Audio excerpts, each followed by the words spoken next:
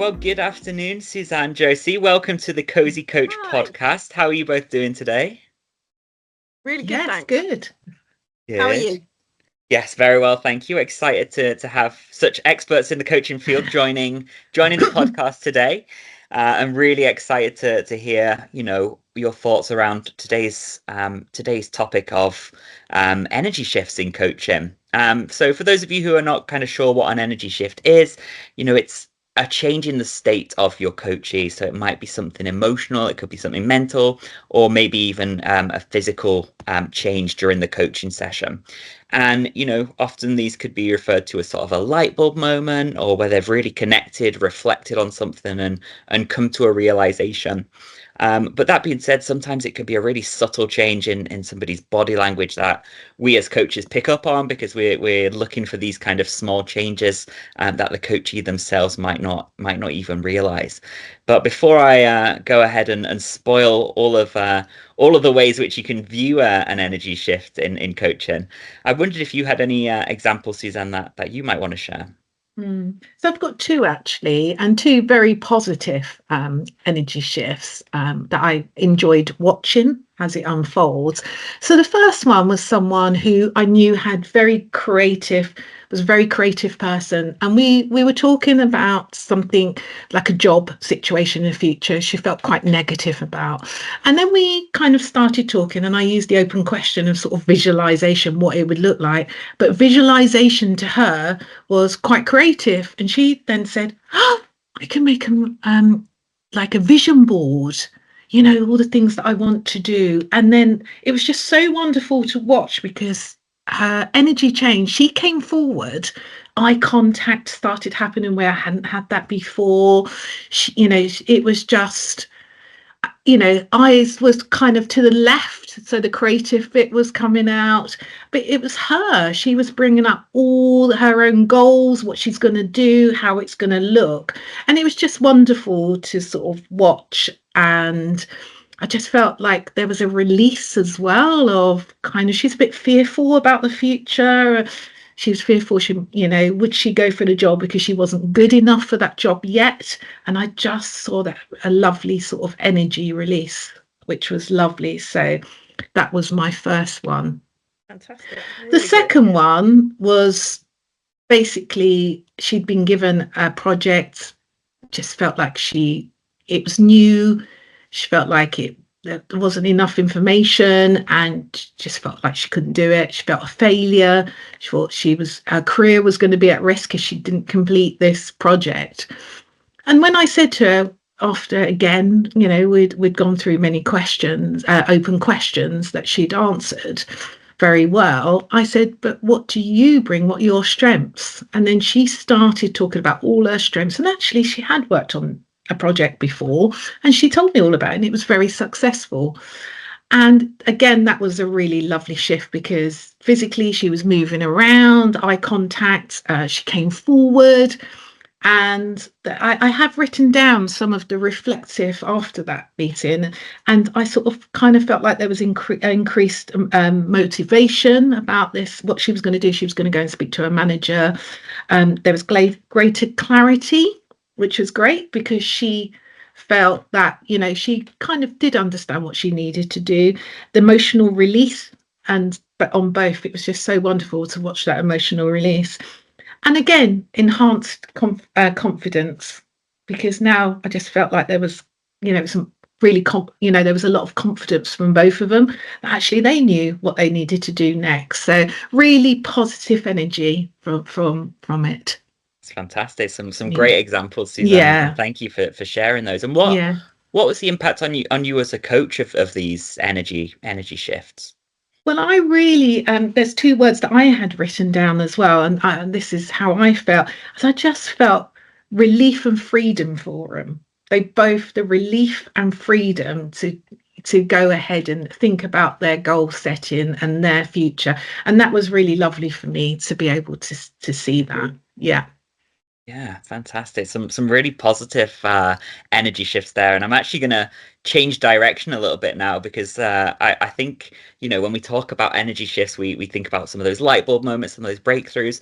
But I've also had a very different experience with a coachee that I've been working with, where I've seen a drastic energy shift between sessions. This is somebody who was very energetic, very inspired, had a going a million miles an hour, lots of ideas, and then they came to a following session, and it was after they'd received, some disappointing news regarding a promotion they'd gone for, and you could just feel there'd been a complete shift. They were quite fidgety. Whereas before you almost couldn't stop them talking. They wanted to tell you everything. This time the answers were very sort of abrupt. It was quite short. And for me as a coach, it was quite difficult to be in that situation, as you both know, when you want to say as little as possible as a coach. You want the coachee to have that opportunity to talk, to reflect.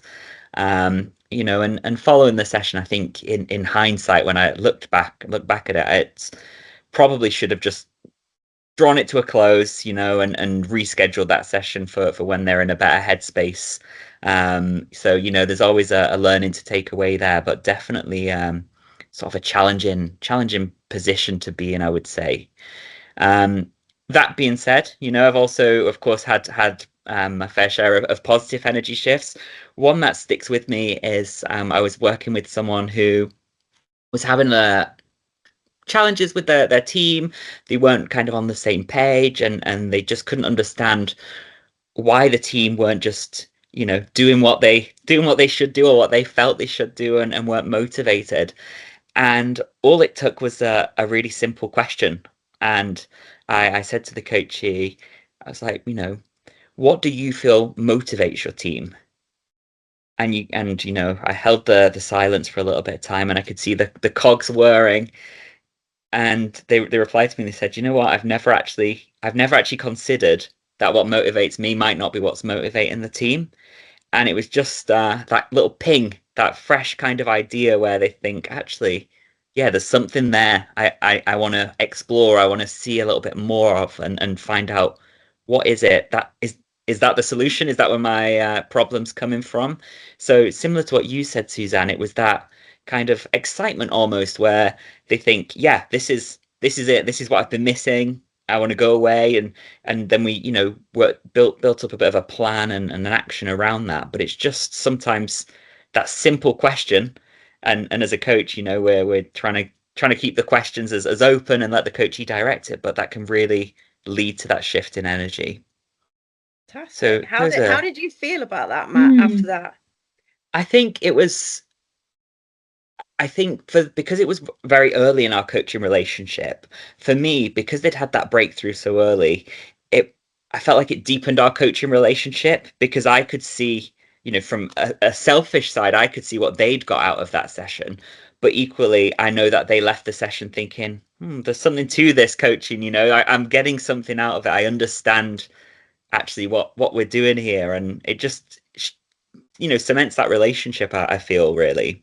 Definitely. Really powerful early on as well in the relationship. Yes. Brilliant. Yeah. Really, really, a great session. And what about yourself, Josie? I'm sure you've had some sessions where you've had these energy shifts. Yeah, I've got a really gorgeous example actually to close our session. And this person, they're a high achiever. They get really good results, and they're really well regarded.